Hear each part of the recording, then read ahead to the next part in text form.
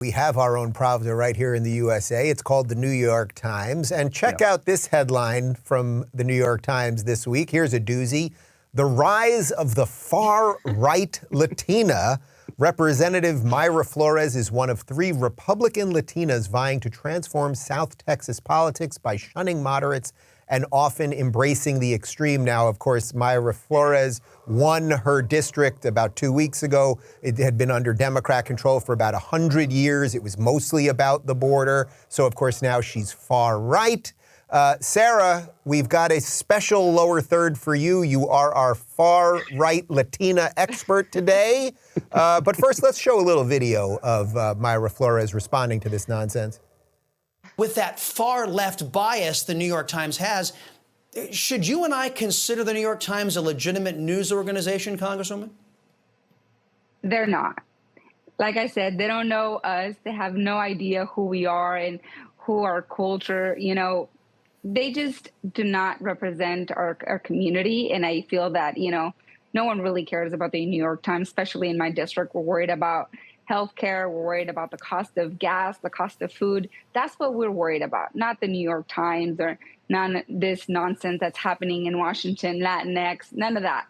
We're focused on the issues that really matter to the American people, and I refuse to, give them any attention. They claim that they're for immigrants. I'm an immigrant. I'm from Mexico, and yet all they do is hate me. All right, Gonzales, far-right Latina expert. Yeah. Do you agree with Flores?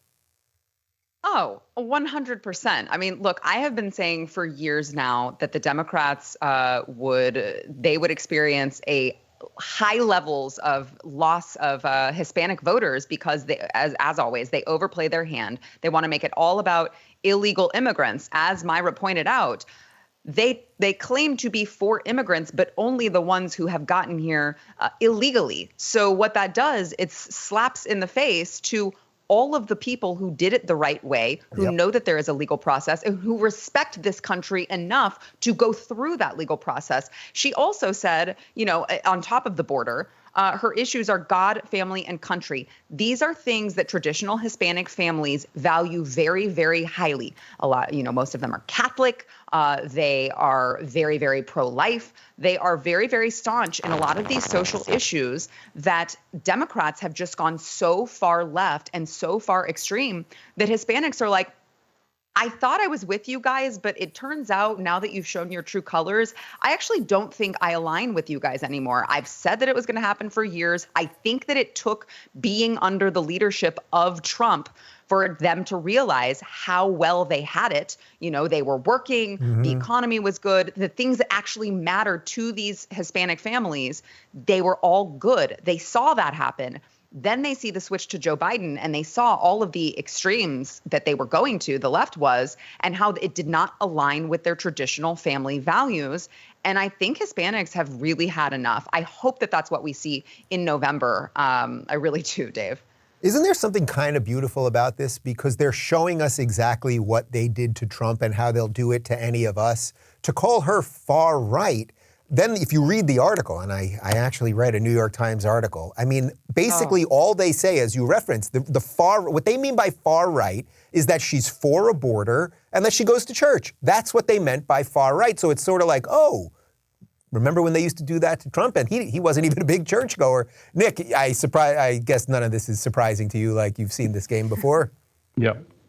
Well, when she says that her slogan is God, family, and country, God and family are the first things the leftists want to get rid of, because the only thing they want is country. They don't want God or family, because those things make your allegiance to someone other than the state.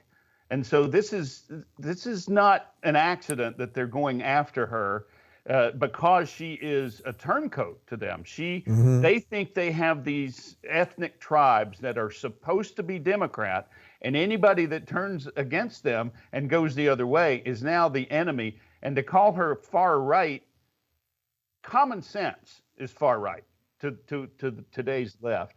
It's like she wants to have a border where you can control who comes in and out. Well, everybody should want that. That's common sense. You don't leave your door unlocked in case somebody wants to come in your house and get something. You want to control who comes in and out of your house. I wonder if they're going to leave the gates open at their gated community and just say it's really discriminatory for us to keep people out of our gated communities. We need to open the gates. No, they're not going to do that. By the way, I don't want to brag, but it was about 5 years ago that front page Sunday New York Times called me, Jordan Peterson, Thomas Sowell, and Milton Friedman the leaders of the alt-right. So, you know, at least she's in good company.